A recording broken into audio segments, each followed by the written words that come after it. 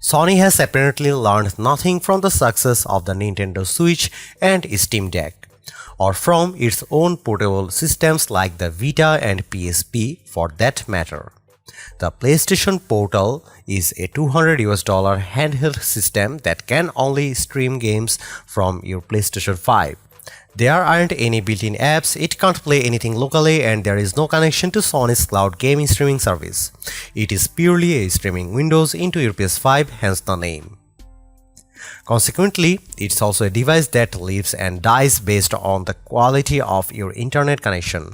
While it is mostly meant for in-your home play, you could technically hop on any Wi-Fi connection to play remotely when you are traveling. But that's only possible if that connection and your home internet can keep up, and if your PS5 doesn't crash or get wonky. If anything along that chain falls, you are left with an ugly $200 doorstep. First, the PlayStation Portal requires a PlayStation 5. You need to own one to get any use out of the device. The Portal lets you remotely access your PS5, interacting with it through the screen and controls from anywhere within range of your Wi-Fi network, as if you are playing with the console directly. If your PS5 is off, the Portal can even turn it on with the correct setting enabled. Playing PS5 games while someone else is using TV is an appealing idea, which is Sony's envisioned use case for the Portal. However, you can already do that with almost any smartphone and a compatible controller. The backbone one costs half as much as the Portal and is much less bulky. Likewise, a high-end phone has a screen that's likely much sharper and more vivid than the Portal's mediocre display. To create the Portal, Sony basically cut a DualSense gamepad in half and put an 8-inch touchscreen between the two parts.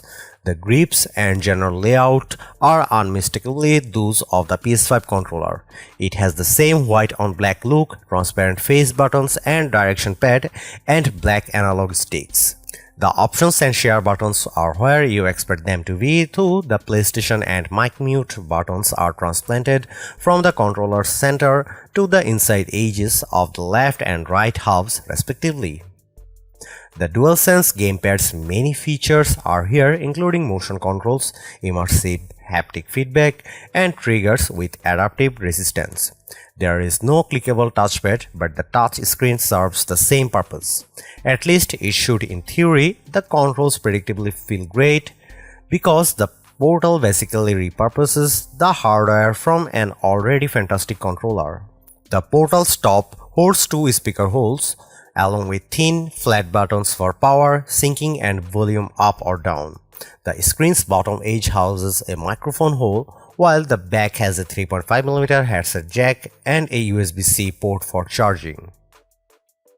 The Portal's screen is an 8-inch 1080p LCD with a 60Hz refresh rate. On paper, it isn't impressive. Compared with the OLED Switch, the Razer Edge, and many current phones, it's even less impressive. The screen works as intended, but the 1080p resolution looks fuzzier than most modern mobile devices. The effect is exacerbated by the fact that you use the Portal to navigate the PS5's menu system, which is designed for both a higher resolution and for much larger TV screens. In fact, the OLED Switch looks a bit better at 720p because its interface and biggest games are made with both TV and handheld use in mind. Resolution isn't as big an issue as the fact that the Portal uses a pretty basic LCD.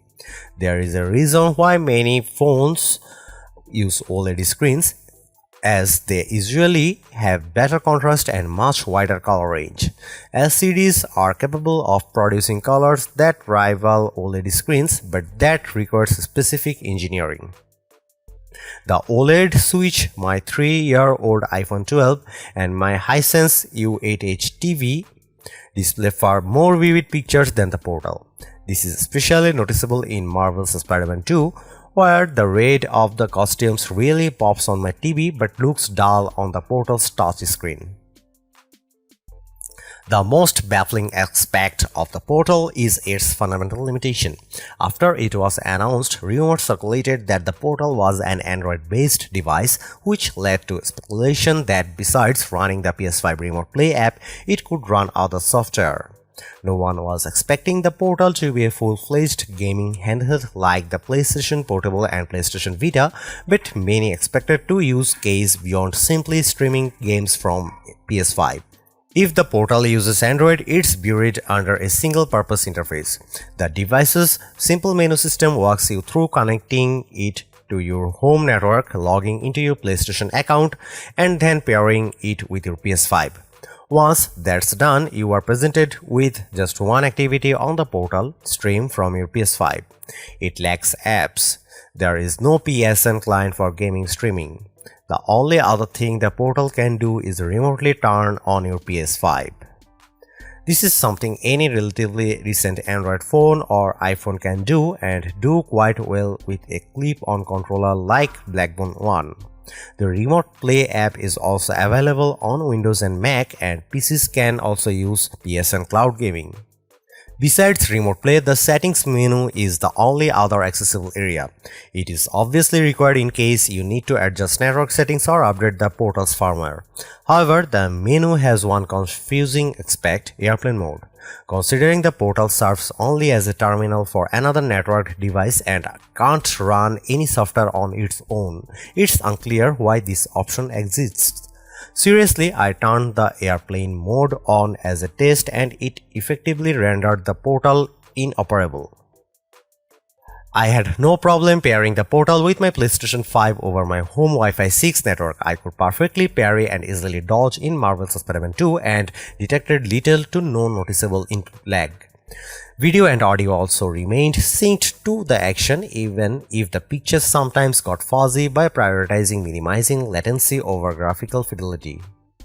The only strange hiccup I found was the touchpad functionality, which is mapped to two DualSense touchpad-sized rectangles that appear when you tap the touchscreen while playing a game. Swiping the screen launches photo mode, while double tapping brings up the map and upgrade menus. The latter functionality isn't as consistent as the DualSense's non-screen touchpad. I also took the Portal to a 5 GHz Wi-Fi network 2 blocks from my apartment to confirm that it could access my PS5 over the internet.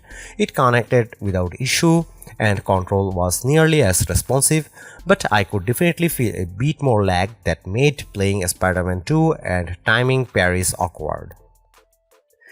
It is important to note that Sony doesn't market the Portal as a device to play with your PS5 outside of the home, even if it can work over the internet, and it's bulky from the lack of a carrying case make it tricky to pack into a bag.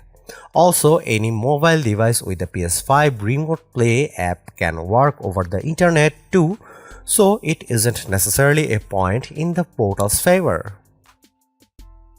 Now here comes the final part. Who needs a PlayStation Portal? The PlayStation Portal is a strangely limited device that would have made more sense a decade ago when the Wii was out and comparable in concept. Of course, Sony had the PlayStation Vita then, and it was a fully functional handheld gaming system that could also remotely play games from a PlayStation 4. And now you can remotely play PS5 games using nearly any phone with a controller that costs half as much. I can't see a reasonable use case for the Portal that wouldn't be served more economically and with a better screen with many other devices. Ultimately, the Portal is just a screen sandwiched between a controller, and for $200 it should be more than that.